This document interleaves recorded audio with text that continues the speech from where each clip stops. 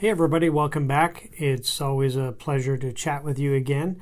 Whether you're following along on my YouTube channel, Facebook, my Jock of All Trades podcast, either way, I'll hope that you'll like and subscribe to wherever you're reaching the content, but I appreciate you listening.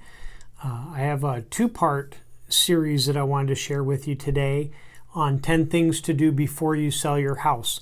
There are always a million things that you could do. There are some things that I recommend. Other things is like, well, let's price it for the condition. But we always want to make the most of the house and the value so that we can get the most for you in the end, if that's what your goal is. If your goal is to get out of the house sooner rather than later, then we may, adjust what we do. But there are some things that you can do to help prepare before the listing comes on that I wanted to share with you. So there are 10 things that you can do. We're going to do 5 in this series, and then we'll do a part 2 with the rest of them as we go. So you have to look at things from a buyer's perspective. When a buyer comes up to your home, when they're coming to list or when they're coming to look at it, you've already listed, we want to make sure that the first thing that they see as they come up, the curb appeal is something that we paid attention to. There's nothing worse than seeing really nice pictures online and then they come out and they're, and what they're seeing outside doesn't match the things inside. So we always want to keep in mind that the outside deserves some attention. Certainly also depends on the time of year that you're listing, because if you're, listing in the wintertime, there's certain different things that you're going to do than you would in the spring or summer or fall even. But either way, we want to make sure that your front door is visible and accessible to buyers. So in the wintertime, that means that it's going to, be shoveled, or the driveway will be plowed, and the sidewalk will be, shoveled and de-iced and things like that, so that it's, nice and safe for them to come up, that it's clear on which entrance to use. So we want to make that front door visible and accessible to the buyers and their agent. We also want to consider painting the front door, giving it that nice crisp look before you even walk in. So while they're opening the lockbox or to come into the house, they're seeing a nice fresh door. We also want to make sure that we clear debris and clutter from the walkway and the yard. Mow the lawn if it's that time of year. Prune the hedges if it's that type of year. So we just want to make sure that, like if it's wintertime and there's still leaves in the entryway, obviously we would want to clean that out. We just want to give it that nice, crisp, and well cared for appearance as they come up the drive. So you'll also want to, if it's summertime or spring when there'd normally be flowers and plants, you want to put out some nice, colorful annuals or perennials to attract, the attention from the street. You just want to have it complement, again, what they're going to see inside is what they're seeing outside. A lawn that's well maintained and things like that goes a long way when somebody comes in to look at your house. There are also some exterior things that you'll want to pay attention to, because it may come up in the financing process for your buyer. But if not a financing issue, then it's certainly a curb appeal issue. Is if there are broken screens, you want to go ahead and fix those. If they're torn or ripped or have holes in them or something like that. If there are cracked windows, you're going to want to replace that as well. That's probably something I always get surprised when I see that on like a bank appraisal report. Because sometimes you overlook or you don't see the cracked glass through the curtains or blinds or whatever you have up, but that's something to look at as well. If there is a doorbell, it should sound like a doorbell and not a, unusual grindy, clanky noise, but the doorbell should work. You'll want to look at your roof tiles or your shingles and make sure that if you're missing one that got blown off by hurricane-like wind, that at least you've put one back under there appropriately and professionally, put back into place. You also want to look at your outdoor lighting and make sure that if there's a bulb that it works, if there's a switch that it turns the light on as it should be. So if you're expecting the showing to be in the darker hours, I always recommend turning on the lights before you leave if you're leaving right before the showing. And that way they don't have to figure out, well, what switch does this go to? And come to find out it was a floodlight around the back of the house, and then it gets left on because it wasn't obvious what it went to. But also, if you can, replace your doormat. Sometimes, the doormat is there to collect dirt and dust and debris. And if it's doing its job, it has dust and debris and dirt on it. So if you can clean it real well and have it look fresh, then that's great. Otherwise, consider putting a brand new one out when you start the listing. Because, again, all these things are exterior defects, and they can really affect your first impression that buyers have of your house. So there's number one. We want to welcome buyers in. So the second thing we want to do is we want to make it sparkle. Cleanliness inside the home is a sign that it's been well taken care of. So deep cleaning can win big points with buyers. And kind of do the sniff test. I mean, are we smelling something we're not sure what it was? Is it something from the kitchen? Is it, we had BLTs last night and you can still smell the bacon or whatever. But pay real close attention to what's being sniffed or what smells maybe that are left over from, maybe last night's dinner or things like that.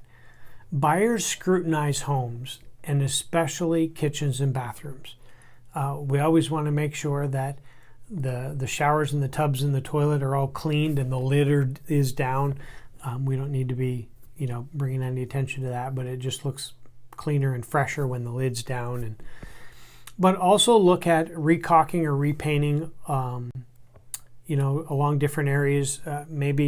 Maybe like up at the top by the ceiling where a crown molding would be. You can just see gaps in between there. Just a little bit of caulking goes a long way, and it gives it that. It seems more seamless when you look at it. You're not noticing. It's like, oh yeah, you can see over there that the wall has some bows in it, and the crown molding is straight. But anyway, just look to see if you can do something like that. If that's something that you feel comfortable doing.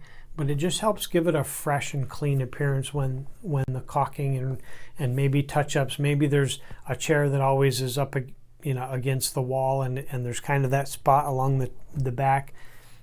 If there are obvious nicks like that, maybe just take even like a Q-tip amount of paint and just fill in where those little nicks are, because little things like that go a long way. It just helps avoid focus being brought to, oh, well, there's a nick on the wall, and there's a nick, and there's a nick, and there's a nick. So, you want to have that nice and fresh looking. If you can, clean the rugs and carpets. Depending on how often you may or may not shampoo the carpets, that might be something to consider. I know you can rent shampooers for $15-20 for a day, and just give it a shampoo again before your listing. And if there's a big stain right in the middle of the carpet, maybe see if you can do something to clean that out, again, to eliminate the eyes being focused on the stain rather than the beautiful room that it's in. Again, it's not to hide something, but it's to let them look and notice what they're getting, and that's the whole house, not a carpet with a little stain on the side of it or something. So look at your rugs for things like that. If there's something like a really old rug that maybe is contributing to maybe the musty smell of a room, then maybe look at taking that carpet out, whether it's installed or not. But maybe just replacing that carpet would go a long way. So cleaning your house can seem like a daunting task. Maybe what the option is to have somebody come in and help you do that. There are some professional cleaning companies here in the area that will go in. They'll give you a quote to go in and just help you do some of that deep cleaning. So that's something to consider as well. Okay, the third thing we're going to talk about is to start packing. It can be a crazy market when you put your home on and list. I can't tell you how many people have said, I wasn't expecting to get an offer or multiple offers within, X amount of time, whether it's a couple of days or a week or even a month. And it can really, stress you out because of how it accelerates the whole timeline. So once you come on the market, or even before you're on the market, before we list your house, look at starting to pack things up, because cramped and cluttered homes and rooms turn buyers off, and it makes your house look smaller. I know I've talked about this in some of my other podcasts and videos, but the more things that are in a room, the more crowded and smaller it can seem. So a home packed with personal belongings also makes it difficult for others to envision themselves living there, because all they're seeing is how you're living there. There's no empty wall that I could, picture putting my favorite painting on or whatever.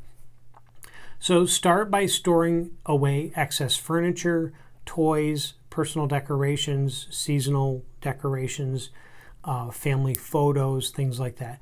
Pack up those things that you don't want or use on a daily basis and put them in storage, or maybe ask a friend if you can store some things in their garage, barn, storage, whatever, and ask them to hold on to that. So decluttering your house also gives you a head start on packing and moving, because when you close, you have to be out of the house before you close. I had a seller one time said, well, how much time do I have after we close to get out of the house? I said, 0. You have no time, because the buyers will do a final walkthrough the morning of or the day before the closing, and you have to be out by then, because that's part of selling a house. So number 3 is start packing.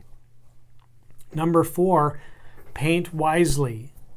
Number 4 is paint wisely. A well-done, no-frills paint job is all you need to do. You don't have to repaint every ceiling, wall, trim, and everything. But if you can put a fresh coat of paint on a white or a beige wall, then that goes a long way, because it does give you that fresh look. I would also consider repainting over eccentric or unconventional colors, I guess I would call them. Because while I may love them and you may love them, some people might say, ew, I can't live in a home with turquoise or whatever, color. Like I said, personally, I like colored walls, but I also know that a lot of buyers can't get past colors of a home. So if you can change, to a neutral or like maybe a taupe or a subtle gray are always some good choices. Just, bright white is not necessarily the best choice for a wall. It almost looks too sterile against even, white trim.